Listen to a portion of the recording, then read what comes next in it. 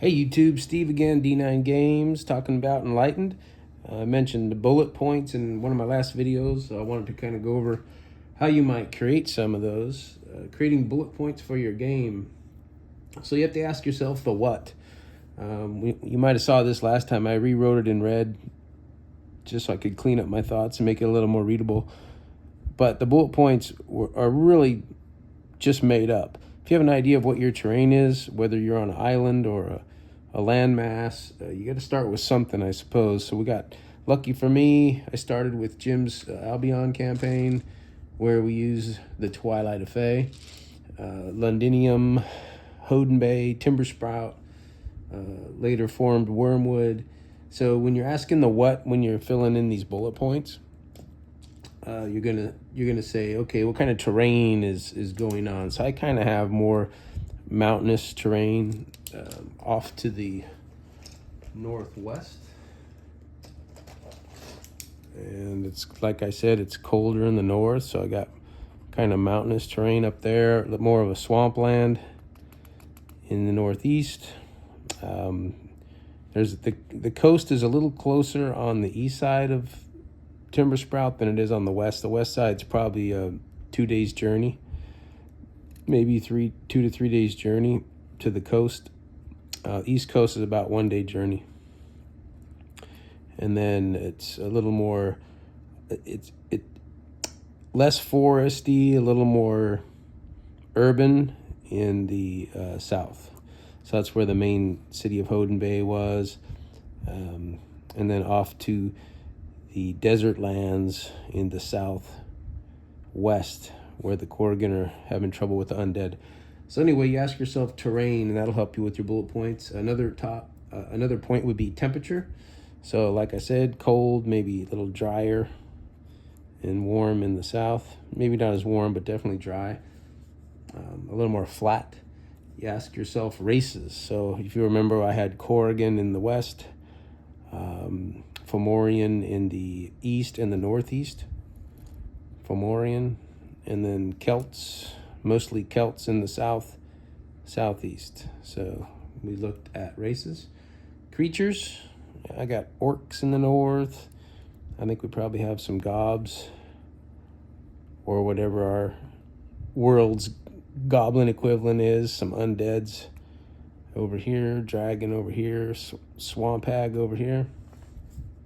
Politics, you remember I talked about the Fomorian and the Celts. At least one faction of Celts and Fomorian are coming up with a little bit of a pact, some type of peace treaty where we're not really sure who's doing what for who, but that's happening. They sent a messenger into Timber Sprout regarding the taxes and trying to make sure that Timber Sprout's on board. Otherwise, maybe the Celts will turn that territory over to the Fomorians.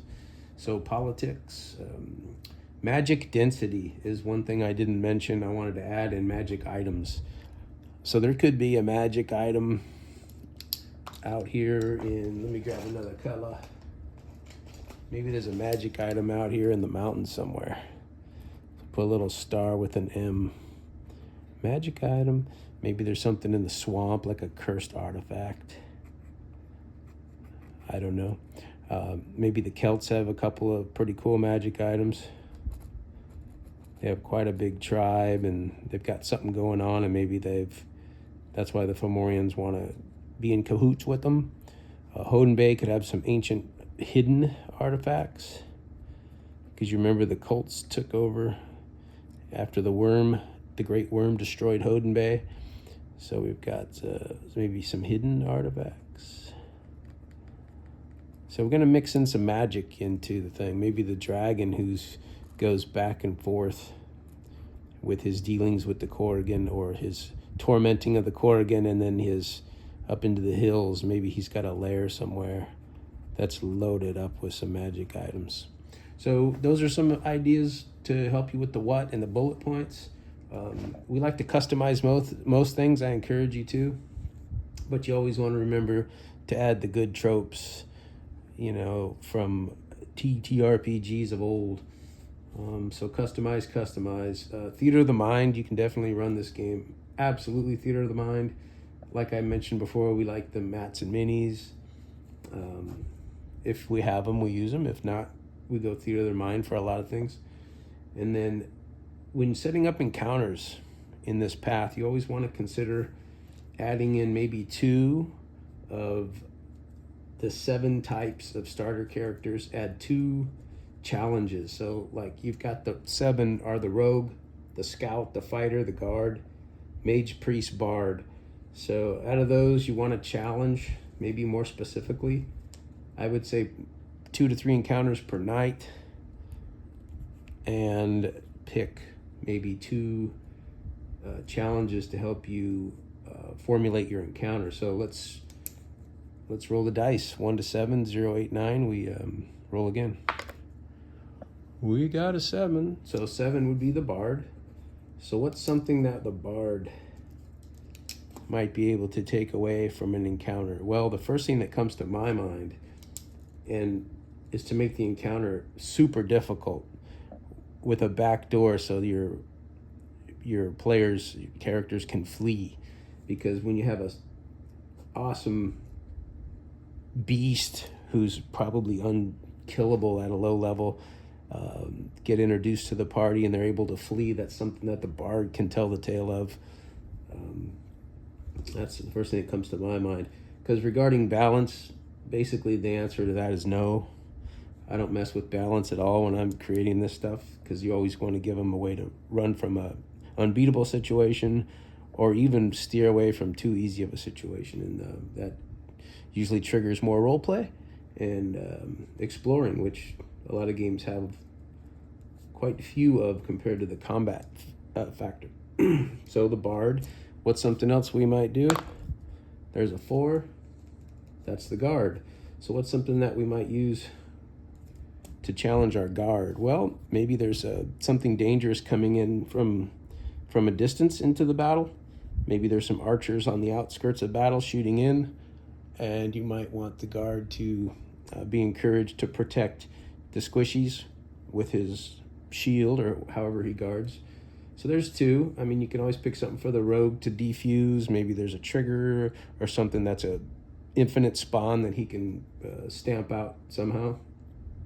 Something for the scout who has ease at range.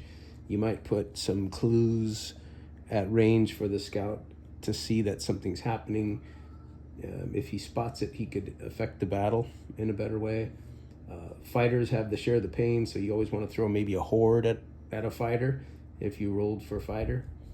And then of course you've got the mage and the priest with the divine options, or maybe a lot of healing is going to be necessary for the priest to get involved, and then maybe there's some etchings or some language for the mage to deal with. So always consider the 7 types when you're rolling up an encounter. You want to have 2 to 3 encounters per evening, and it's nice to challenge individual character types. So some encounters will be a breeze, some will be deadly, and death and TPK are not a bad thing. What I usually try to do though is end the session if any of that happens, just to keep everything dramatic, and if you got people sitting around doing nothing. But anyway, I thought you would be able to use some of that information. If not, oh well. If so, excellent.